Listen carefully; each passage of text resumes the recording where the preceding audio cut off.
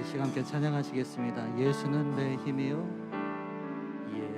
예수는 내 힘이요, 나의 기쁨 내 참 소망, 그 이름의 생명이 내 삶의 이유라. 다시 한번. 예수는 내 힘이요,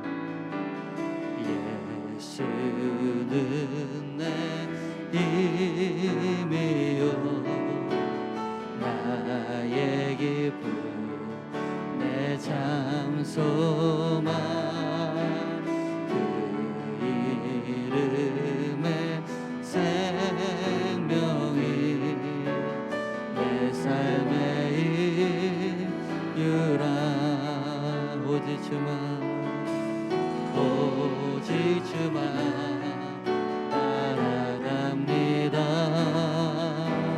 오직 주만 높이 받으소서. 내 평생에 그 이름은 그의 선하심은 세상에 노래하니, 그 이름은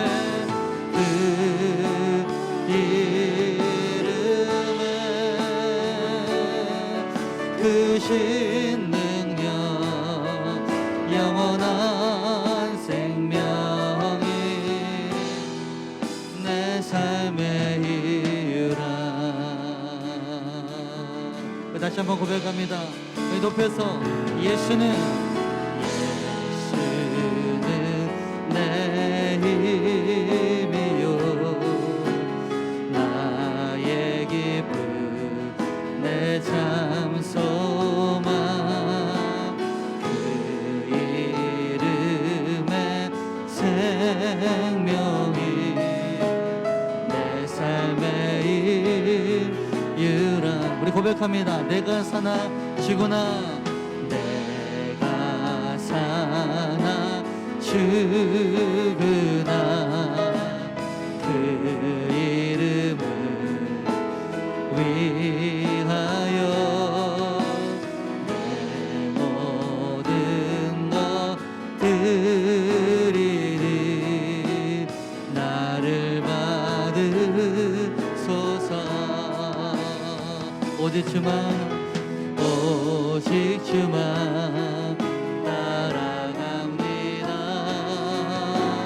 오직 주만 높이 받으소서. 다같이 오른손 높이 들고, 내 평생에 그 이름은 그의 선하심은 세상에 노래하니, 그 이름에 그 이름에 크신 능력 영원한 생명이 내 삶의 이유라. 다같이 오른손 높이 들고, 내 평생, 내 평생에 그 이름을, 그 이름은 그의 선하심을 세상에 노래합니다. 그 이름에 크신 능력, 크신 능력 영원한 생명이 내 삶의 이유라. 내 삶의 이유라. 평생에 그 이름을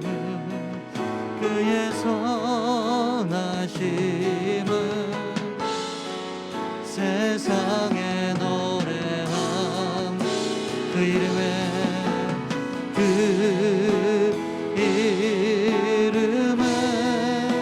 크신 능력 크신 능력 영원한 생명이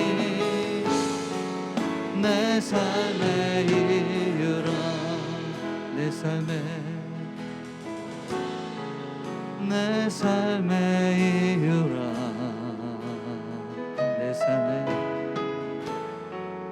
내 삶의 이유라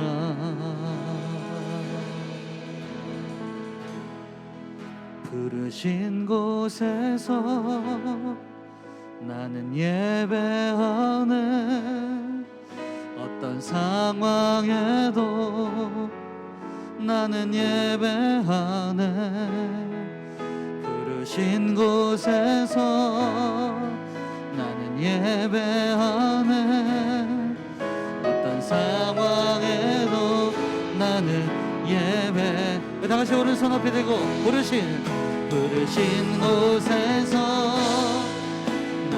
주님 우리가 부르신 곳에서 주님을 예배하겠습니다 상황에 어떤 상황 속에서도 예배하네 부르신 곳에서 나는 예배하네 어떤 상황에도 나는 예배하네 내가 걸어갈 때 길이 되고 살아갈 때 삶이 되는 그곳에서 예배하네 주님만 내가 걸어갈 때 길이 되고 살아갈 때 삶이 되는 그곳에서 예배하네 부르신 곳에서 나는 예배하네 어떤 상황에도 나는 예배하네 부르신 곳에서 나는 예배하네 어떤 상황에도 나는 예배하네 부르신 곳에서 예배하네 어떤 상황에서도 나는 예배하네 부르신 곳에서 나는 예배하네 어떤 상황에도 나는 예배 우리 다 같이 두 손 높이 들고 부르신 곳에서 이곳이 주님께서 우리를 부르신 곳입니다 예배하는 어떤 상황에도 나는 예배하네 부르신 곳에서 나는 예배하네 어떤 상황에도 나는 예배하네 이 시간 다시 한번 기도했으면 좋겠습니다. 이 시간 기도할 때 하나님 이곳이 주님께서 우리를 부르신 곳인 줄 믿습니다. 하나님 지금 이 부르신 곳에서 우리가 하나님을 예배하게 하여 주시옵소서 하나님을 우리가 마음껏 찬양하게 하여 주시옵소서 우리에게 주어진 시간 속에서 우리에게 주어진 그 공간 속에서 하나님을 마음껏 찬양하게 하여 주시고 하나님께 마음껏 영광 돌리게 하여 주시옵소서 하나님 지금 이 순간 우리가 하나님께 나아가길 원합니다. 주님 우리를 이끌어 주시고 우리 가운데 주님을 찬양할 수 있는 마음을 주님 부어주시옵소서 다 같이 우리 부르신 곳에서 다 같이 주여 모시고 통성으로 기도합니다. 시작 주여 사랑과 은혜가 풍성하신 하나님 감사합니다. 오늘 이곳이 하나님께서 우리를 부르신 곳입니다. 이곳이 나를 부르신 곳입니다. 이곳이 나를 부르신 곳입니다. 하나님 그 부르심에 응답하는 이 예배가 되길 원합니다. 하나님의 부르심에 응답하는 우리가 되게 하여 주시옵소서. 하나님 이 어두운 시대 가운데 하나님께서 우리를 부르셨사오니 그 부르심을 예면한 자가 없게 하여 주시고 우리가 전심으로 하나님을 찬양하며 주님을 높이며 나아가게 하여 주시옵소서. 하나님 주의 백성들이 일어나 주님을 찬양하겠습니다. 주의 백성들이 일어나게 하여 주시옵소서. 하나님의 백성들이 일어나게 하여 주시옵소서. 일어나 빛을 발하게 하여 주시옵소서. 그 하나님의 영광의 빛을 보게 하여 주시옵소서. 오랜 황폐한 땅 가운데서도 하나님의 영광을 보게 하여 주시고 다시 우리의 성벽을 수축하며 아버지 일어날 수 있도록 인도하여 주시옵소서. 하나님, 지친 영혼들과 황폐한 영혼들이 있다면, 병든 심령들이 있다면 이 시간 하나님 우리가 주님을 찬양할 때 그 모든 어둠의 권세들이 떠나가게 하여 주시고 하나님의 영광의 빛이 우리 가운데 임하게 하여 주시옵소서. 하나님, 이 시간 주님을 사모합니다. 하나님이 인도하여 주시옵소서. 주님, 부르신 곳에서 나는 예배하네. 어떤 상황에도 나는 예배하네. 부르신 곳에서 나는 예배하네. 어떤 상황에도 나는 예배하네. 어떤 상황에도 나는 예배. 우리 마지막으로 어떤 상황에도 나는 예배하네.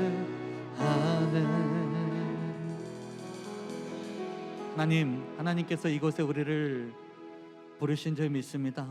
하나님, 이 부르신 곳에서 우리가 다른 것이 아닌 하나님을 예배하겠습니다. 하나님을 찬송하겠습니다. 하나님의 영광의 빛을 보겠습니다. 하나님, 우리 한 심령을 주님께서 붙들어 주시사 온전히 주님만 찬양하게 하여 주시고 주님만 영광 받아 주시옵소서.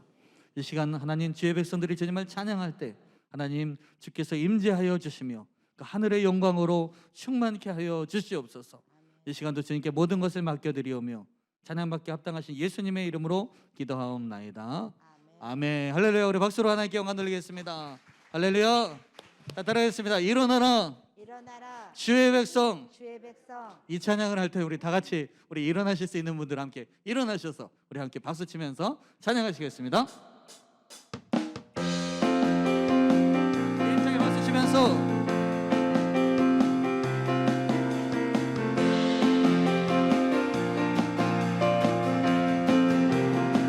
일어나라 주의 백성. 일어나라 주의 백성. 빛을 발하라. 주가 너의 영광으로 임하시리라. 일어나라 주의 백성. 빛을 발하라. 주가 너의 영광으로 임하시리라. 온 세상은 어둠 속에 헤매고 있지만 주가 너와 함께 계셔 회복을 명하리라. 다같이 일어나라. 빛을 발하라. 만백성이 너의 빛을 보고 사방에서 나 일어나라. 일어나라. 할렐루야. 빛을 발하라. 만백성이 자유함을 얻어 기뻐하는도다. 다시 한번 일어나라 주의 백성. 빛을 발하라. 주가 너의 영광으로 임하시리라. 일어나라 주의 백성. 일어나라 주의 백성. 빛을 발하라. 주가 너의 영광으로 임하시리라. 어둠 속에 헤매고 있지만 주가 너와 함께 회복을 명하리. 다같이 일어나라. 빛을 봐. 만백성이 너의 빛을 보고 사방에서 나 일어나라. 빛을 발하라. 만백성이 자유함을 얻어 기뻐. 일어나라. 빛을 발하라. 만백성이 너의 빛을 보고 사방에서 나 일어나라 빛을 발하라 만 백성이 자유함을 얻어 기뻐하는도다 찬양하세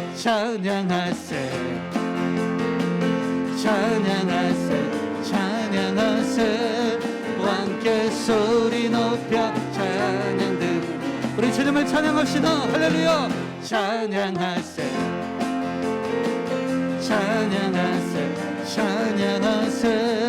함께 소리 높여 찬양 드리세 찬양받기 합당하신 찬양받기에 합당하신 주리 언제 나도 일하신 주 무릎 꿇고서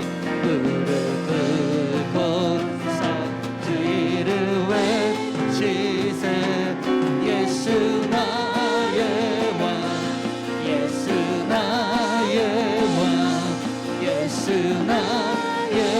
왕 아멘 다시 한번 찬양하세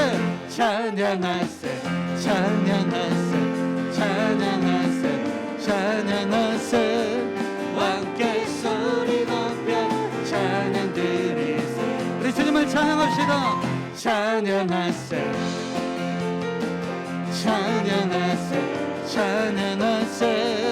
함께 소리 높여 찬양 드리세 찬양받기에 합당하신 주 우리 주님은 찬양받기에 합당하신 분이십니다 언제나 동일하신 하나님 무릎 꿇고서 주 이름 외치세 예수 나의 왕 아멘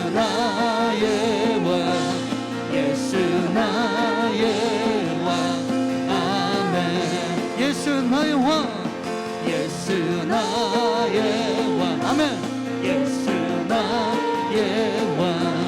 예수 나의 왕 우리 마지막으로 고백합니다 예수 나의 왕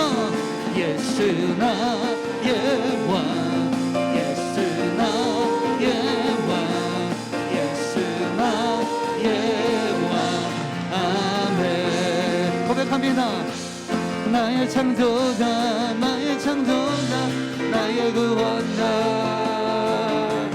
가장 귀한 나의 예수님 찬양합니다 찬양해요 나의 치료다 대신 주 예수 나의 주 찬양하리 다같이 기뻐하며 함께 노래 부르리 소리 높여 할렐루야 부르리 주님 앞에 나와 찬양 드리며 우리 주님과 함께 기뻐하리라 나의 창조자 나의 구원자 가장 귀한 나의 예수님 찬양합니다 다같이 나의 치료다 나의 선한 목자 되신 주 예수 나의 주 찬양하리 다시 한번 기뻐하며 함께 노래 부르리 소리 높여 할렐루야 부르리 주님 앞에 나와 찬양 드리며 우리 주님과 함께 기뻐하리라 다같이 나의 창조자 나의 구원자 가장 귀한 나의 예수님 찬양합니다 다같이 찬양해요 나의 치료다 나의 선한 목자 되신 주 예수 나의 찬양하리. 나의 창조자, 나의 창조자는 나의 지름 가장 귀한 나의 예수님 찬양합니다. 찬양해요. 나의 치료다, 나의 치료다, 나의 선한 목자 되신 주 예수, 나 예수 찬양하리. 예수 나의 주, 예수 나 예수 찬양하리. 우리 마지막으로 예수, 예수 나의 주 찬양하리. 할렐루야. 우리 주님을 찬양합니다. 우리 박수로 하나님께 영광 돌립니다. 할렐루야, 할렐루야, 아멘.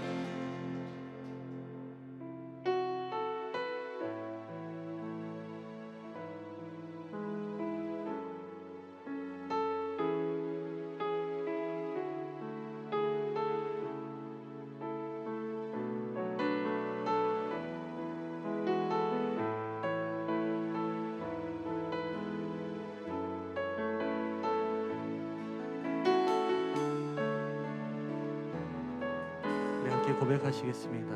내가 누려왔던 모든 것들이, 내가 지나왔던 모든 시간이, 내가 걸어왔던 모든 순간이 당연한 것 아니라 은혜여서 아침해가 뜨고 저녁에 놓여 봄의 꽃향기와 가을의 열매 변하는 계절의 모든 순간이 당연한 것 아니라 은혜여서 모든 것이 은혜 한없는 은혜. 내 삶에 당연한 것 하나도 없었던 것은 모든 것이 은혜여. 모든 것이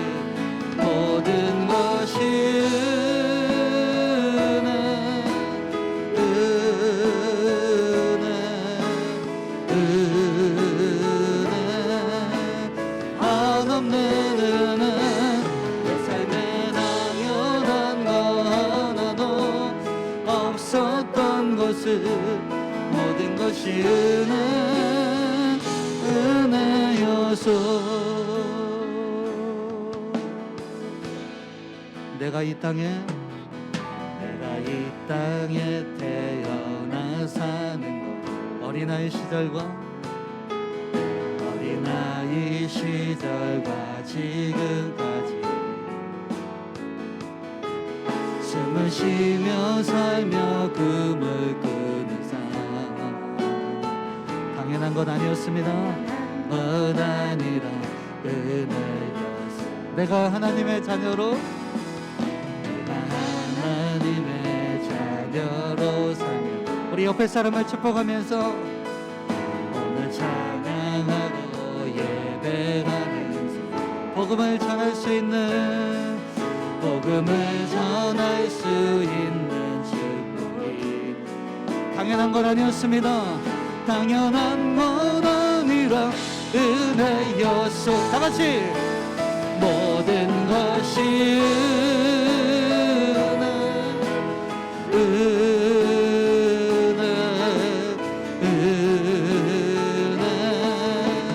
한없는 은혜. 내 삶에 당연한 것 하나도 없었던 것은 모든 것이 은혜. 다 같이 오른손 높이 들고 모든 것이 은혜.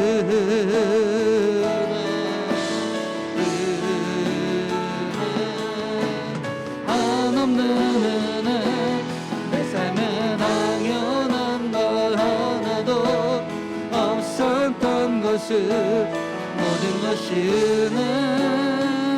은혜여서 모든 것이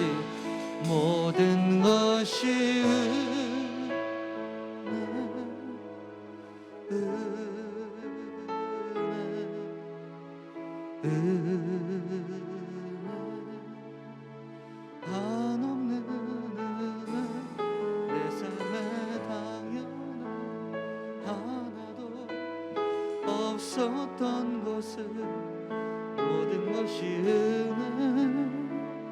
은혜였어. 다시 한번 모든 것이 은혜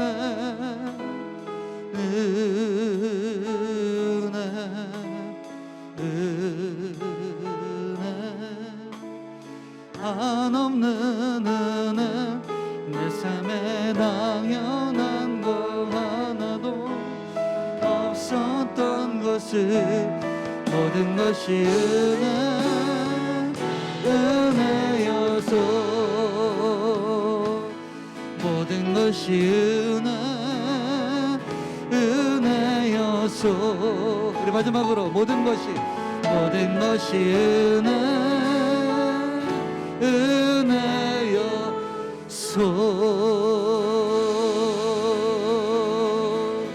모든 것이 하나님의 은혜입니다. 할렐루야. 자, 우리는 금요일마다 영적 세계의 법칙에 대해서 함께 은혜를 나누고 있습니다. 영적 세계의 법칙을 나누는 이유가 무엇입니까? 하나님께서 창조하신 세계가 보이는 세계만 있지 않기 때문에 그렇죠. 보이지 않는 세계도 하나님은 창조하셨어요. 하나님이 계시는 곳이잖아요.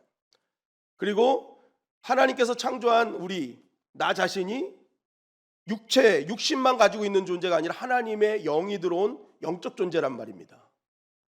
그러니까 성경은 계속 뭘 얘기하냐면요, 영적 세계가 있고 또한 영적인 역사가 있다는 거죠. 그걸 계속 얘기하고 말씀하고 있어요. 결국 이 보이지 않는 세계, 그 영적 세계를 우리가 제대로 알아야 사실은 이 육신적인 이 세계에서도 승리할 수 있는 거죠. 왜냐하면 보이는 세계는 보이지 않는 세계의 뭐예요? 그림자이기 때문에. 그러니까 보이지 않는 세계가 원본이에요. 그러니까 보이지 않는 세계를 제대로 알지 못하면 이 보이는 세계에선 제대로 살 수 없는 거죠. 그러니까 보이지 않는 세계에 영향을 받는 것이 보이는 세계입니다. 이 보이는 세계는요, 반드시 보이지 않는 세계에 영향을 받게 되어 있습니다. 그래서 우리가 보이는 세계의 법칙으로만 살아서는 안 돼요. 보이지 않는 세계의 법칙으로 살아야 그 보이지 않는 세계가 그 법칙으로 움직임으로 말미암아 이 보이지 않는 세계에 엄청난 영향력을 끼치게 되는 것이죠. 그래서 보이지 않는 세계를 풀어내야 보이는 세계에서 풀어지는 역사가 일어나는 것입니다. 여러분, 이러한 영적인 법칙에서 정말 중요한 것은 뭐라 그랬어요? 우리가 어떤 영의 지배를 받느냐, 이게 중요하다고 했죠. 그러니까 하나님의 영만 있는 게 아니라 세상의 영도 있어요. 그러니까 하나님의 영의 대척점에 있는 모든 영들을 통틀어 세상의 영이라고 하죠. 그 세상의 영 속에는 소주제로 돈과 음란, 동성애, 권력, 취미, 사람, 하여튼 많은 그런 하나님의 관계를 자꾸만 멀게 하는 세상의 영들이 있단 말이에요. 그래서 이 세상의 영에 통치되고 지배받으면 영은 자꾸만 목마르게 하거든요. 그러니까 자꾸만 이 영에 잡힌 사람은 돈에 목말라는 거예요. 그러니까 돈이 하나님이 돼서 따라가니까 진짜 하나님과의 관계는 자꾸만 멀어지는 거죠. 그러니까 돈에 움직이는, 그러니까 모든 하나님과의 예배와 기도와 모든 것들이 이게 우선이 되는 게 아니라 돈이 하나님이 되었기 때문에 여기에 목말랐기 때문에 이걸 해소하기 위해서 여기를 따라가는 거예요. 그러니까 자꾸만 하나님과의 관계가 무너지는 것이죠. 여러분, 그래서 우리가 항상 싸워야 될 게 뭐냐? 내가 하나님의 영의 통치를 받고자 싸워야 되는 것입니다. 이게 우리가 하는 영적 싸움이라는 거예요. 하나님의 영, 사단의 영, 악한 영들, 하나님의 영과 싸우는 거는요, 이건 우리의 소관이 아니죠. 내가 할 영적 싸움은 내가 어떤 영을 모시느냐의 싸움입니다. 그래서 우리는 자꾸만 세상의 영은 떠나가고 성령님이 거하는 역사가 일어나야 될 줄 믿습니다. 그런데 이 성령님은 오라고 해서 오시는 분이 아니라 그랬죠. 하나님이시잖아요. 성령 하나님이니까 내가 오세요 한다고 하나님이 그래 알았어요 하고 가시는 분이 아니라는 거죠. 중요한 건 뭐예요? 성령 하나님께서 나에게 임재하시기 위해서는 사람의 영역에서 임재하시도록 내가 준비를 해야 된다는 거예요. 그런데 그 준비가 뭐였어요? 세 가지. 첫 번째, 잘 들어라. 그죠? 은혜로운 말씀, 은혜로운 찬양, 이거 듣는 거 되게 중요하다는 거예요. 자꾸만 부정적인 거, 뭐 안 좋은 거 이런 거 들으면 거기에 엄청난 영향이 간다는 거죠. 그리고 잘 봐라. 그죠? 보는 것은 나의 의지가 들어갔기 때문에 듣는 것보다 더 중요한 것이다. 그래서 사단은 보암직한 선악과로 먼저 우리를 꼬신 겁니다. 사람을 꼬신 거예요. 보암직한 거.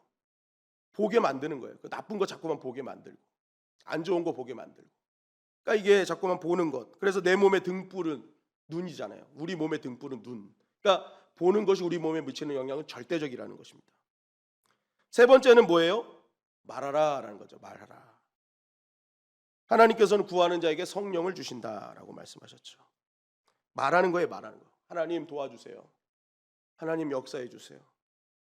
악한 영들은 우리의 입술을 붙잡고 있어요. 말하지 못하게 하는 거예요. 기도해야 될 때 기도 못하게 하고, 예수의 이름에 능력이 있음에도 알면서도 예수의 이름 능력을 선포하지 못하게 하고, 십자가라는 이 단어 하나 말하는 게 너무너무 오래 걸려요. 여러분, 그래서 영적인 세계를 가만히 보면 이렇게 영접 기도하러 가도요, 어떤 분은요 끝까지 하나님이라는 단어를 말씀 못하시는 분들도 있어요. 그만큼 그게 굉장히 영적 단어입니다. 이게 우리가 자꾸만 계속 기도해야 되는 이유가 거기 있어요. 성령 충만 받아야 되는 이유가, 자꾸만 성령을 구하는 이유가, 우리가 할 말은 해야 될 거 아니에요. 믿음의 사람으로서 해야 될 말들이 있어요. 믿음의 사람으로서 선포해야 될 일이 있단 말이에요. 그래서 성령 충만을 우리는 자꾸만 받아야 되는 것입니다. 그러면 이제 세상의 영이 떠나고 성령이 임재했으면 우리가 어떻게 할 수 있었어요? 첫째는 나에게 허락하신 것들이 새롭게 보이는 순간이, 그때 성령님의 통치를 받죠. 고린도전서 2장 12절 말씀입니다. 고린도전서 2장 12절 시작. 우리가 세상의 영을 받지 아니하고 오직 하나님으로부터 온 영을 받았으니 이는 우리로 하여금 하나님께서 우리에게 은혜로 주신 것들을 알게 하려 하심이라. 하나님의 영을 받았으니, 하나님의 영을 받으면 어떤 일이 벌어져요? 하나님께서 우리에게 은혜로 주신 것들이 알게 돼요. 은혜로 주신 것들. 여러분, 이 하나님의 영이 임하기 전에는요, 나에게 주신 것들에 대해서 감사함이 없어요. 오히려 불평과 불만이 많이 생길 경우가 많습니다. 왜 이런 사람을 나에게 주셨지? 왜 이런 환경을 나에게 주시지? 그런데 이렇게 늘 불평 불만이고 있던 그런 사람과 환경이 어느 순간 와, 이것이 은혜였구나라고 보일 때가 있단 말이에요. 그때가 언제요? 하나님의 영이 내 가운데 임재하시고 나를 지배하고 계신다는 것이죠. 여러분, 하나님께서 나에게 주신 것들이 다 은혜로운 것들입니다. 그런데 우리가 세상의 영에 붙들리잖아요. 그럼 이것이 은혜로 준 것인지 몰라요. 왜 그러냐면 세상의 영은 자꾸만 우리의 육적인 기준으로 보게 하잖아요. 육적인 기준으로 보게 합니다. 육적인 기준은 뭐예요? 자꾸만 내가 잘 되는 게 중요한 거잖아요. 나의 행복, 나의 즐거움, 그게 추구하는 게 육적인 거거든요. 그러니까 이 사람이 아무리 봐도 내 지금 나의 즐거움과 행복을 주는 사람이 아닌 것 같아. 그러니까 은혜로 준 게 아니죠. 이 사람은 항상 나에게 불행을 주는 사람이고 안 좋은 것을 주는 사람이에요. 그러니까 불평 불만일 수밖에 없는 거죠. 그런데 성령님이 나에게 임재하시니까 하나님께서 왜 그 사람이 나의 옆에 있는지를 그때서야 깨닫는 거예요. 저 사람은 나의 행복과 유익만을 위해서 나에게 주신 게 아니라 그 이상을 위해서 나에게 주신 거구나. 때로는 나의 울타리가 되어주고, 때로는 나의 부족함도 채워주고, 그때 보이지 않았던 그 사람의 존재가, 진짜 존재가 뭔지를 그때서야 보게 되는 거죠. 그러니까 우리가, 여러분, 하나님이 주신 것들은요, 하나님의 영의 시각으로 볼 때 제대로 볼 수 있는 것입니다. 왜요? 영은 영으로 분별하기 때문에. 고린도전서 2장 13절 14절 말씀 시작. 우리가 이것을 말하거니와 사람의 지혜가 가르친 말로 아니하고 오직 성령께서 가르치신 것으로 하니 영적인 일은 영적인 것으로 분별하느니라. 육에 속한 사람은 하나님의 성령의 일들을 받지 아니하나니 이는 그것들이 그에게는 어리석게 보임이요 또 그는 그것들을 알 수도 없나니 그러한 일은 영적으로 분별되기 때문이라. 네, 영은 영으로 분별되는 거예요. 이 분별에 대해서 지난주에 말씀드렸죠. 설명해도 이해 못하고 법적 용어 아무리 파헤쳐도 알지 못한다. 육으로 아무리 영적인 것을 접근하면요, 그거는 어떤 것도 볼 수 없다. 다 어리석게만 보이고 알 수도 없다라는 거죠. 하나님, 영이신 하나님이 주신 거기 때문에 하나님이 주신 영으로 봐야 제대로 볼 수 있는 것이죠. 야, 내 남편이 이렇게 사랑스러운 사람이었구나. 이렇게 감사한 사람이었구나. 내 아내가, 내 자녀가, 우리 교회가, 우리 성도님들이, 우리 목회자들이 이렇게 정말 감사한 사람들이었구나. 은혜로운 하나님 은혜로 주신 것들인가. 그때서야 이제 보이는 거예요. 하나님의 영으로 충만하지 않으면 그게 안 보이는 겁니다. 왜? 영은 영으로 분별을 했기 때문에. 여러분, 그래서 이 세상의 영에 자꾸만 지배받는 사람은요, 아무리 하나님의 은혜를 설명해도 이해가 안 되는 거예요. 증명해봐. 에이, 말이 돼? 여러분, 그래서 하나님께서, 주님께서 오셔서 가장 먼저 계속 강조했던 게 뭐예요? 믿음이잖아요. 믿음.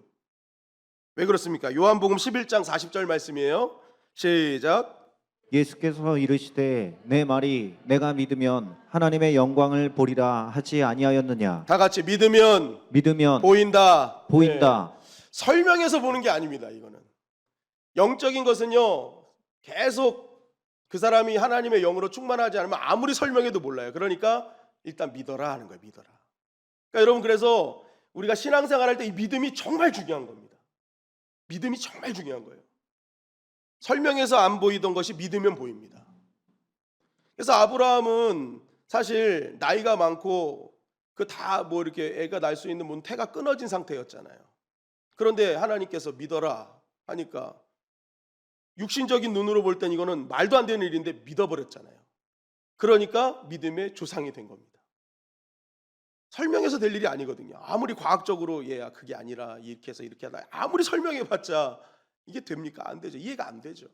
그러니까 아브라함이 믿어버린 거예요. 믿으니까 믿음의 조상이 됐다라는 것입니다.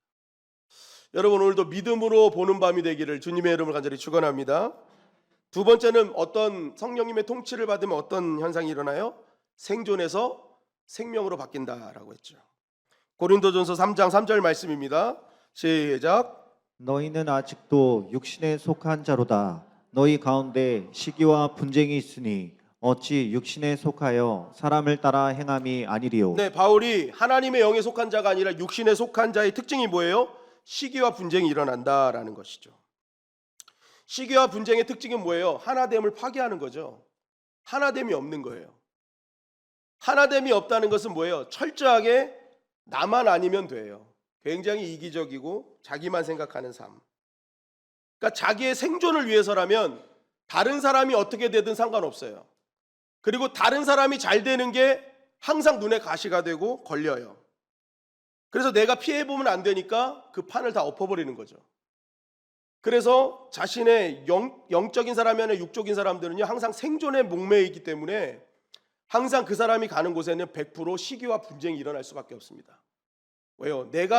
나는 잘 안 되는데 상대방이 잘 되면 그게 시기가 되고 결국 그걸 다 판을 엎어야 되거든요. 그러니까 그 생존에 목매는 사람이 가면 항상 뭐예요? 시기와 분쟁이 있는 거죠. 그런데 반대로 하나님의 영이 들어오면 완전히 이 사람이 달라지는 겁니다.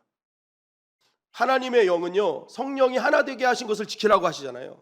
그러니까 하나님의 영, 성령은요, 임재하시는 순간부터 뭐예요? 나의 생존의 열망보다 다른 사람의 생명의 열망이 더 강해지는 겁니다. 그래서 나만 아니면 돼의 인생이요, 나는 아니어도 돼의 인생으로 바뀌는 거죠. 그래서 나의 잘됨보다 상대방이 잘되고 상대방을 살리고 상대방의 유익을 위해서 그때부터 성령께서 막 움직이시기 때문에 그렇게 살아내는 거예요. 그래서 사도행전 2장 44절부터 46절은 이렇게 말씀하시는 거죠. 시작. 믿는 사람이 다 함께 있어 모든 물건을 서로 통용하고 또 재산과 소유를 팔아 각 사람의 필요를 따라 나눠주며 날마다 마음을 같이하여 성전에 모이기를 힘쓰고 집에서 떡을 떼며 기쁨과 순전한 마음으로 음식을 먹고. 여러분 이거 세상의 영에 있는 사람, 육에 속한 사람은요 이 말씀을요 평생 읽어도 이해 못하는 말씀입니다. 물건을 서로 통용해? 재산과 소유를 팔아 각 사람의 필요를 따라 나눠? 이게 뭐예요? 나의 생존을 위해서 가장 필요한 것들이거든요. 그러니까 육에 속한 사람, 세상의 영에 속한 사람은요 이 생존에 필요한 이런 것들을 나눈다는 게 이해가 안 되는 겁니다. 이걸 어떻게 나눠? 그런데 초대교회는 이렇게 했다고 성경은 기록하고 있어요. 이걸 왜 기록했을까요, 여러분? 바로 이 초대교회가 얼마나 성령의 지배를 받고 있느냐를 나타내기 위함이라는 거예요. 초대교회, 성령의 지배, 이거 받으면 뭐예요? 생존에서 생명으로 넘어간다 그랬잖아요. 그러니까 나에게 가장 생존에 필요한 모든 물품들을 생명을 위해 사용하는 겁니다. 그때부터. 그러니까 이게 성령이 가장 충만할 때 나타나는 현상이란 거죠. 그러니까 초대교회의 성령 충만은 이것으로 설명이 되는 것입니다. 이야, 어떤 사람은 그러죠. 나 먹기도 살기 힘든데 어떻게 남을 구하냐고. 이게 이해가 안 되는 거예요. 그래서 사도행전 4장에 보면 또 사도들이 성령 충만하고 성도들이 성령 충만했다는 사건이 또 나와요. 그때도 연이어서 나오는 것이 서로 물건을 통용하고 재산을 나눴다라는 얘기가 또 연결되어 나옵니다. 그리고 바나바가 나오면서 자기가 밭을 갖고 있는데 그 밭을 팔아 사도들의 발 앞에 놨다고 성경이 그것을 강조하고 있어요. 그게 왜 그러냐면 다 그 전에 뭐가 있냐면 성령의 충만함이라는 단어가 나옵니다. 그러니까 성령의 지배를 받는 순간부터요 우리가 이해하고 설명할 수 없는 일들을 하기 시작하는 거예요. 그 사람은 보통 사람들은요 다 자기 잘 되길 원하잖아요. 여러분 우리 신앙생활도 나 잘 되기 위해서 시작했잖아요. 내 자녀 잘 되길 원해서 시작했잖아요. 야 예수님 잘 믿으면 복 받는 데에서 시작했잖아요. 그런데 거기서 성령의 충만을 받으면 넘어가는 거죠. 그것을 생존의 사람에서 생명의 사람으로 넘어간다는 것입니다. 그래서 이해할 수 없는 일, 선교와 구제를 막 감당하는 거예요. 저 사람은 분명히 할 수 없는 상황인데 이상하게 그걸 하고 있는 거예요. 여러분 선교와 구제는요 있다고 하는 것도 아니고 없다고 하는 것도 아닙니다. 성령 충만해야 하는 것입니다. 돈 많은 사람이 여러분 구제하는 거 다 구제하고 다 선교하던가요? 그렇지 않죠. 돈 없는 사람, 정말 가난한 사람이 그냥 선교하고 구제 안 하던가요? 그렇지 않죠. 어떻게든지 모아서 또 하시는 분들은 해요. 왜요? 그것은 우리가 이성적으로 생각할 수가 없는 일이죠. 그것이 바로 성령의 충만함이라는 것입니다. 여러분 그래서요 항상 우리의 이 땅에서 벌어지는 일들이요 육의 눈으로만 보면요 이해하지 못할 일들이 너무나 많은 겁니다. 그리고 성경도요 육의 눈으로 보면 절대로 이해가 안 되는 말씀이에요. 왜요? 성경은 하나님의 영의 감동으로 된 거잖아요. 하나님의 감동으로 된. 그렇기 때문에 하나님께서 영적인 능력을 가지고 쓰게 하신 거기 때문에요. 이게 영의 눈으로 보지 않는 이상 이해도 되지 않고 납득도 안 되는 겁니다. 그런데 이것이 어느 순간 성령께서 내 눈을 열어주시면 성경이 제대로 보이기 시작하는 거죠. 이야, 이게 이 말이었구나. 이게 이 말씀이었구나. 여러분 오늘도 성령의 지배를 받는 이 밤이 되기를 주님의 이름으로 간절히 축원합니다. 그래서 보이지 않던 것들이 보이게 되고 감사하게 되고 또 나이가 생존을 넘어 생명으로 나아가서 하나님께 칭찬받는 자들이 되어야 될 것입니다. 그리고 이제 성령의 지배 아래 있으면 우리가 또 어떻게 할 수 있느냐? 바로 오늘 본문 말씀을 통해서 우리는 또 한 가지를 깨닫을 수 있어요. 베드로후서 3장 8절 말씀을 다시 한번 읽겠습니다. 시작. 사랑하는 자들아, 주께는 하루가 천년 같고 천년이 하루 같다는 이 한 가지를 잊지 말라. 사랑하는 자들아, 주께는 하루가 천년 같고 천년이 하루 같다는 이 한 가지를 잊지 말라라고 합니다. 이거 잊지 말래요. 정말 중요한 거래요. 이게 왜 중요할까요? 여러분 이 말씀이 의미하는 바가 뭐라고 생각하십니까? 주께는 하루가 천년 같고 천년이 하루 같다. 여러분 이 말씀의 핵심은요 하나님의 시간에 대한 말씀입니다. 하나님의 시간, 하나님의 때, 그죠? 이거 굉장히 중요한 메시지예요. 그러니까 여러분 성경을 가만히 보면요 성경에서는 우리가 지금 이 땅에 흘러가는 물리적인 시간만을 얘기하고 있지 않죠. 하나님의 시간을 얘기하는 경우가 많이 있단 말이에요.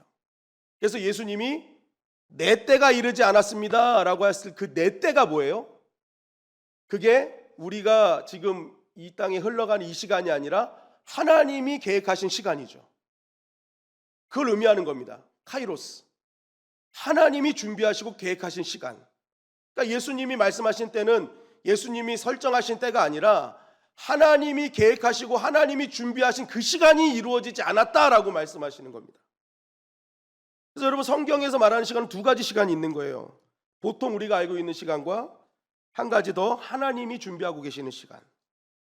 그래서 보통 우리가 지금 이 땅에 흘러가는 시간을 크로노스라고 하고 하나님의 시간을 카이로스라고 하는 겁니다. 중요한 것은 뭐예요? 우리가 성령의 지배를 받는다, 성령의 통치함을 받는다는 것을 우리가 언제 할 수 있냐면, 내가 이 땅에 그냥 흘러가는 시간 속에 살지만 이 시간 속에 하나님의 때와 하나님의 시간이 임한다는 사실을 믿고 내 때를 계산하는 것이 아니라 하나님의 때를 계산하고 살아가는 인생을 살면은 그 사람이 뭐예요? 성령의 사람이라는 것입니다. 우리는 이 땅을 살면서 이 땅에만 집중하다 보니까 자꾸만 내가 계산한 때를 자꾸만 집중해요. 이때쯤 저때쯤. 그런데 성령의 사람은 그렇지 않다는 거예요. 성령의 사람은 주님께서 설정하신 시간이 있다. 주님께서 정해놓은 때가 있다.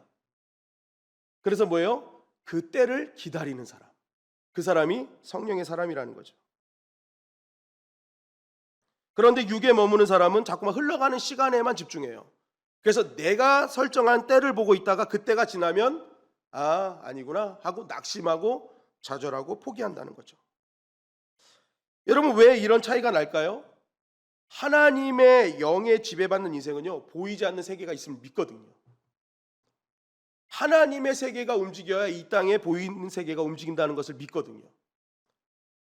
그러니까 그 하나님의 보이지 않는 나라가 움직이는 그때를 기다리는 겁니다. 그리고 기도하는 거죠. 내가 계산한 시간과는 전혀 다른 하나님의 시간이 있음을 믿고 오늘도 기다리며 기도하는 겁니다. 왜요? 그 하나님의 나라가 있음을 믿기에. 그래서 언젠간 그 하나님의 나라가 정확하게 하나님의 때에 내가 사는 이 세상에 침투되어서 나의 삶을 완전히 바꿔놓을 수 있는, 바꿔버리시는 그 하나님을 기다리고 있는 것이죠. 여러분, 왜 하나님의 시간이 내 안에 침투하면은 모든 것이 해결될까요? 오늘 이 말씀이 얘기하는 거예요. 천년이 하루 같고 하루가 천년 같기 때문에. 여러분, 이것을 간단히 설명해 드리려면 이겁니다. 시간은 분명히 하루예요, 하루.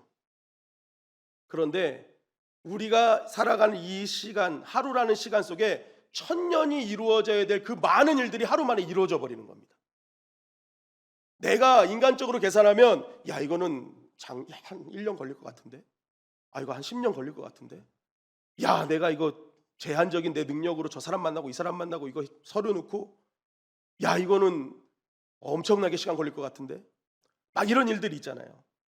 여러분, 인간은 제한적입니다. 그래서 쉬기도 해야 되고 자기도 해야 되고 누구를 만나기도 해야 되고 그 가운데 일을 처리해야 되는 거잖아요.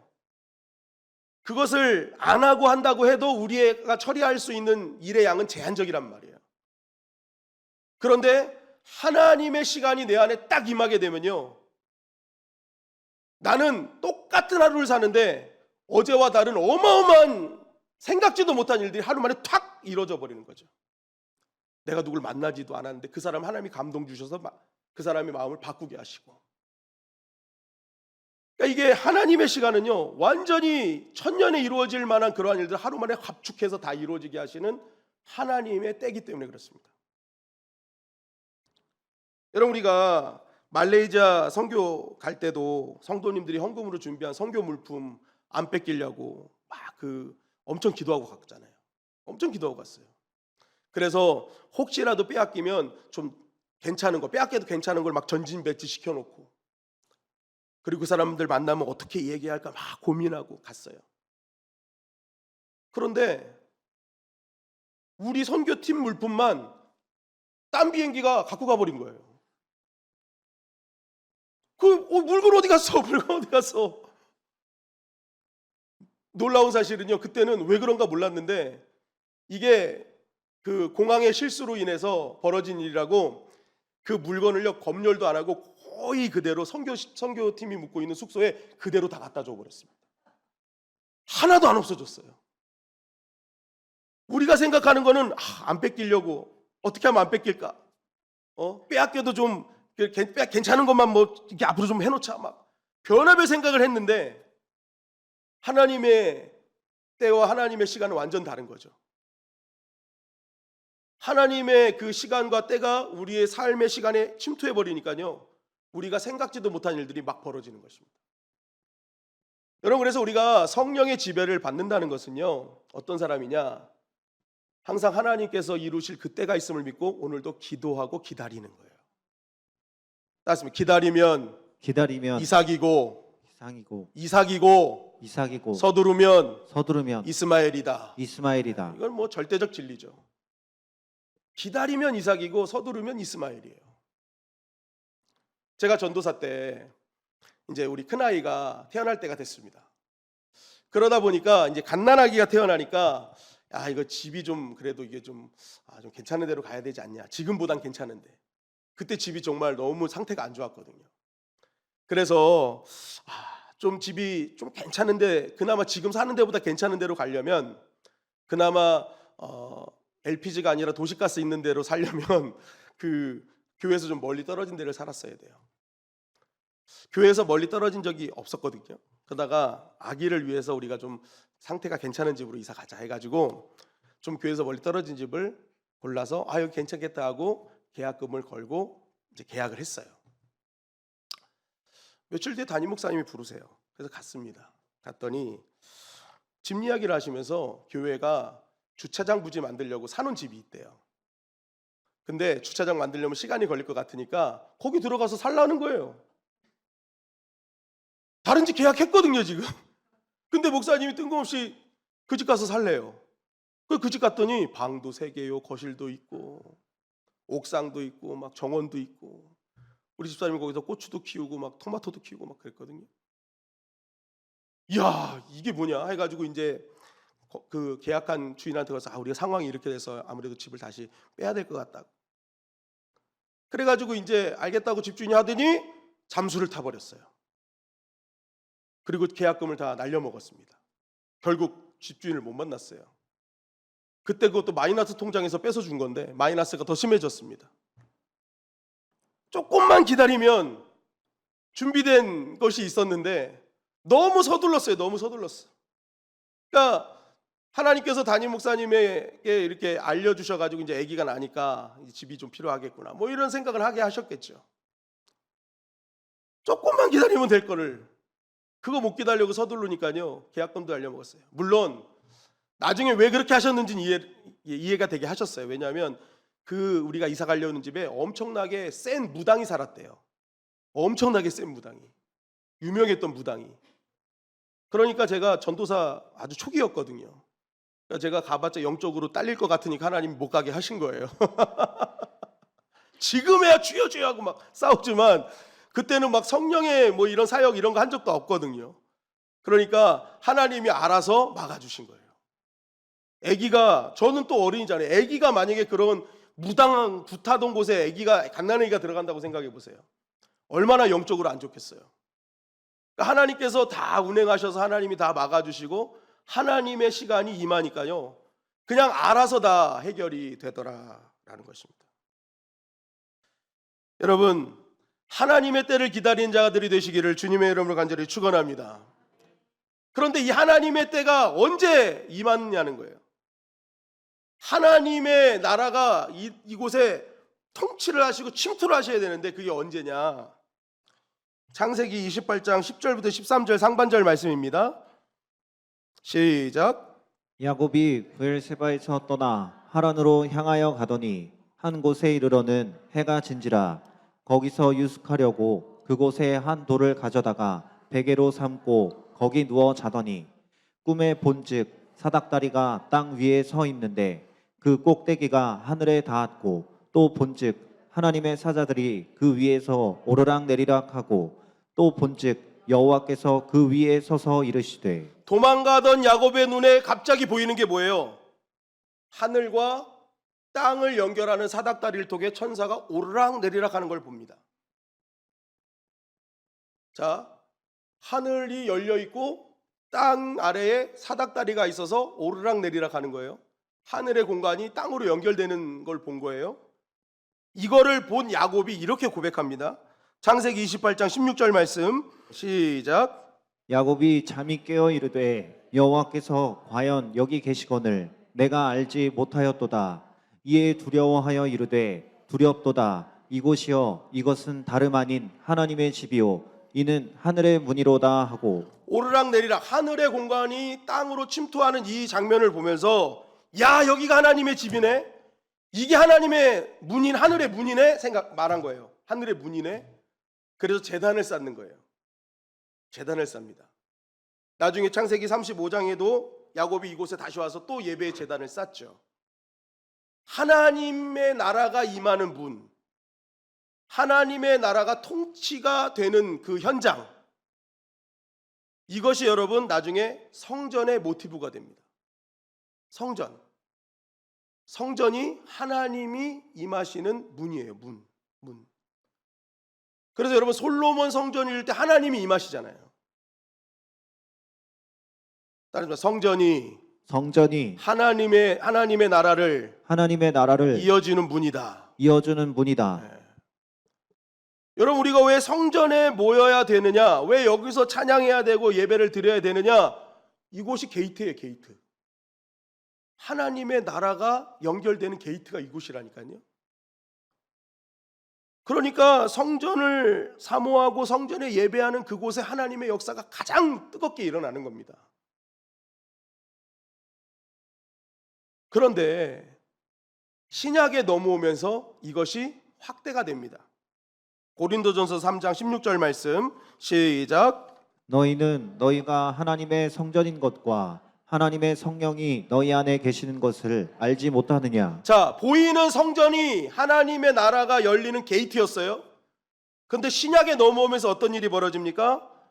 하나님의 성령이 거하시는 하나님의 사람들, 그 사람들이 하늘문이 열리는 게이트로 된다는 거예요. 그러니까 성령의 충만함, 이게 굉장히 중요하다는 겁니다. 성령의 충만함을 가진 하나님의 성전으로 세워진 그 한 사람이 뭐예요? 하늘의 시간과 하나님의 때가 임하는 게이트로 사용되어진다라는 것이죠. 그래서 마태복음 16장 16절부터 19절 말씀, 이 말씀이요 이렇게 증거되는 것입니다. 다 같이 한번 읽어볼까요? 시작. 시몬 베드로가 대답하여 이르되 주는 그리스도시요 살아계신 하나님의 아들이시니이다. 예수께서 대답하여 이르시되 바요나 시몬아 내가 복이 있도다. 이를 내게 알게 한 이는 혈육이 아니요 하늘에 계신 내 아버지시니라. 또 내가 내게 이르노니 너는 베드로라. 내가 이 반석 위에 내 교회를 세우리니 음부의 권세가 이기지 못하리라. 내가 천국 열쇠를 내게 주리니 내가 땅에서 무엇이든지 매면 하늘에서도 매일 것이요 내가 땅에서 무엇이든지 풀면 하늘에서도 풀리리라 하시고. 자, 베드로가 지금 예수님께 뭘 받는다 그래요? 천국 열쇠를 받는데요. 천국 열쇠가 뭐예요? 문을 여는 거잖아요. 문. 천국의 문을 여는 특권이 주어집니다. 그런데 왜 베드로가 이런 특권을 받았어요? 왜 베드로가 이런 특권을 받았어요? 고백했잖아요. 어떤 고백이요? 주는 그리스도시요 살아계신 하나님의 아들이십니다. 이 고백 하나 있는데 천국 문 열쇠를 준대요. 너 이제 네가 열고 닫게 할 거야. 근데 이 고백의 의미가 뭘까요, 여러분? 제가 예전에 하나님의 영의 특징이 뭐라 그랬어요? 요한일서 4장 2절에 보니까 이로써 너희가 하나님의 영을 알지니 곧 예수 그리스도께서 육체로 오신 것을 시인하는 영마다 하나님께 속한 것이요. 예수 그리스도께서 육체로 오신 것, 예수 그리스도께서 육체로 이 땅에 구원자로 오신 것을 시인하면 그것이 하나님의 영에 속한 사람이라는 거죠. 그러니까 지금 베드로가 주는 그리스도시요 살아계신 하나님의 아들이십니다 라고 했던 고백은 예수님이 말씀하시죠. 혈과 육으로 한 것이 아니라 하나님이 하게 하신 것이다. 왜요? 예수가 육체로 오신 구주라는 이 말은 성령께서 하게 하시는 일이기 때문에. 그러니까 해석이 다 되시죠. 그러니까 이 베드로의 지금 이 고백은요, 성령 충만해서 한 고백인 거예요. 성령 충만해서. 그러니까 성령 충만한 하나님의 성전으로 사는 자에게 하늘 문이 열리는 게이트가 된다 그랬죠. 그러니까 예수님이 뭐예요? 천국 열쇠 주겠다는 거예요. 말씀이 그렇게 연결되는 겁니다. 그러니까 성령으로 충만한 하나님의 사람, 그 사람이 뭐예요? 하나님의 때와 하나님의 시간이 열리는 존재로 이 땅에서 살아간다는 것입니다. 여러분, 그래서 우리의 삶 속에서 내가 성령 충만을 구하는 것은 너무 중요한 겁니다. 내가 가정 속에 들어가서 성령의 충만한 가운데 들어가면요, 가정의 하늘 문이 열리게 될 줄 믿습니다. 하늘의 공간이 우리의 가정 속에 침투해버리는 거예요. 하나님의 나라의 통치가 이루어지는 것입니다. 내 직장과 사업장, 내가 삶에 있는 공동체, 우리 교회, 여러분, 우리 교회가 성령 충만하면 하나님의 나라가 이곳에 침투하는 역사가 일어나게 될 줄 믿습니다. 그러니까 우리 교회 모두가 구해야 될 것은 뭐예요? 성령 충만이라는 거죠. 우리 성도님들이 가는 곳곳마다 현장에서 부르짖어야 될 단 한 가지의 기도 제목이 있다면 성령 충만인 거죠. 왜요? 하늘과 땅이 연결되는 시간이거든요. 나를 통해 하나님의 나라가 막 그곳에 침투되고 하나님의 시간과 하나님의 역사들이 막 불릴 듯 일어나니까요. 여러분, 오늘 이 밤이 성령 충만한 밤이 되시기를 주님의 이름 간절히 축원합니다. 그럼 누가 성령 충만을 받느냐는 거예요. 누가 성령 충만 받냐? 누가복음 11장 13절 시작.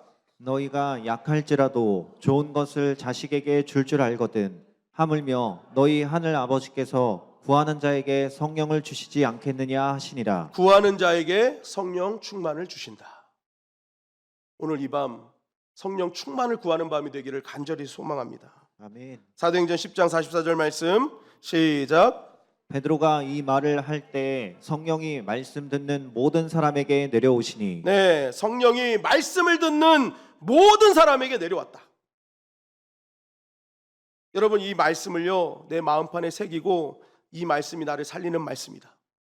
그리고 이 말씀을 가지고 내가 반드시 살아내겠다 하고 그 말씀을 듣는, 그 전심을 다해 듣는 자에게 뭐예요? 성령이 임하는 것입니다. 사도행전 2장 38절 말씀입니다. 시작. 베드로가 이르되 너희가 회개하여 각각 예수 그리스도의 이름으로 세례를 받고 죄 사함을 받으라. 그리하면 성령의 선물을 받으리니. 네, 성령의 선물을 언제 받아요? 내가 주 앞에 나의 부족함을 아뢰고 회개하고 하나님 앞에 설 때, 그때 성령 충만을 받는 것입니다. 여러분, 하나님의 영으로 창조받은 우리가 진정한 의미 있는 시간을 보내는 것은요, 그냥 우리 인생에 주어진 시간을 그냥 흘려보내는 사람이 의미 있는 시간을 보내는 것이 아닙니다. 여러분, 우리의 주어진 이 크로노스의 시간을요, 그냥 아무런 노력 없이 영적인 시간이 임하기를 구하지 않고 그냥 지나면요, 그 시간은요 사실 다 무의미한 시간이라는 거죠. 왜? 우리는 영적인 존재거든요. 그러니까 크로노스 시간 속에 하나님의 카이로스가 임해야, 그때서야 그게 의미 있는 시간이 되는 겁니다. 여러분, 크로노스의 시간, 우리에게 주어진 시간은요 사람에게만 주어진 게 아니잖아요. 동식물에게도 다 주어졌잖아요. 그거는 누구나 그냥 흘려보내는 시간이란 말이에요. 그 시간에는 아무런 의미도 없어요. 그냥 흘려보내는 시간일 뿐이에요. 그러나 그런 시간이 우리에게 진정한 의미로 다가오는 그 순간이 언제냐? 내가 하나님께 구함으로 성령 충만해서 하나님의 시간과 하나님의 나라가 나의 삶 속에 이루어지는 그 순간, 그것이 우리의 삶 속에 굉장히 의미 있는 시간으로 다가오는 것입니다. 여러분, 그래서 에베소서 5장 16절 17절은 이렇게 우리에게 증거하는 것이죠. 시작. 세월을 아끼라 때가 악하니라. 그러므로 어리석은 자가 되지 말고 오직 주의 뜻이 무엇인가 이해하라. 술 취하지 말라. 이는 방탕한 것이니 오직 성령으로 충만함을 받으라. 세월을 아끼라 라는 거예요. 여러분, 여기서 세월을 아끼라는 원어를 풀면요, 세월을 건지는 자가 되라는 거예요. 세월을 건진다는 게 무엇입니까? 너의 삶의 시간과 세월을 의미 있는 시간으로 만들라는 거죠. 그런데 이 세월을 아끼고 세월을 건져내는, 시간을 건져내는 그 의미 있는 시간을 누가 만들어낼 수 있어요? 주의 뜻이 무엇인가 이해한 자만이 할 수 있는 거예요. 주의 뜻이 무엇인지 이해한 자만이 세월을 건지는 자가 됩니다. 의미 있는 시간을 살아가는 거예요. 그런데 주의 뜻이 무엇인가 이해하기 위해서는 어떻게 해야 되는 거예요? 성령 충만을 받으라는 것입니다. 주의 뜻을 이해하는 힘은 우리의 육신에서 나오는 게 아니라는 거예요. 성령을 통해서만 이루어진다는 것입니다. 성령 충만 받은 자만 주의 뜻을 알 수 있고, 그 주의 뜻을 아는 자가 내가 이 지나가는 이 시간을 그냥 흘려보내지 말고 나의 매 순간순간마다 하나님의 나라가 임하기를 기도해야 되는 것이 중요한 거구나. 그러니까 그 시간을 살아가는 사람은요, 다른 사람과는 전혀 다른 인생을 살아가는 것이죠. 매일 시간을 건져내는 인생을 살아가는 거예요. 몸이 건조하고 늘 쳇바퀴처럼 돌아가는 그 시간 속에 아무런 흥도 재미도 없는 그 시간을 탈피해서 매일매일이 나의 삶에 의미가 있고 하늘나라를 기대하며 오늘 하루도 힘있게 살아가는 그러한 인생으로 살아갈 수 있다는 것입니다. 술 취함, 이게 세상의 취함이거든요. 여러분, 세상의 죄에서는요, 그냥 우리에게 주신 시간을 그냥 흘려보내는, 아무것도 건지지 못하는 그러한 시간으로 살다가 부끄럽게 하나님 앞에 가는 거예요. 여러분, 오늘 성령의 충만함을 받고 주의 뜻이 무엇인지 이해함으로 말미암아 하나님의 나라가 우리의 시간 속에 임함으로 여러분, 세월을 건져내는, 정말 시간을 의미 있게 받아내는 저와 여러분들이 되시기를 주님의 이름으로 간절히 축원합니다.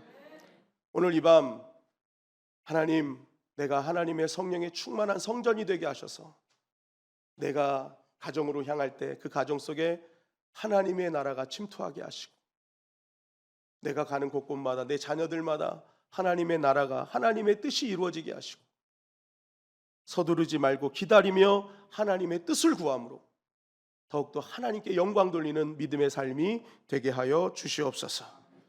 여러분, 내 때에 조급해하지 마시고 반드시 하나님의 나라야, 하나님의 때가 있습니다. 그때를 기다리며 기도하십시오. 놀라우신 하나님의 영광을 보게 될 것입니다.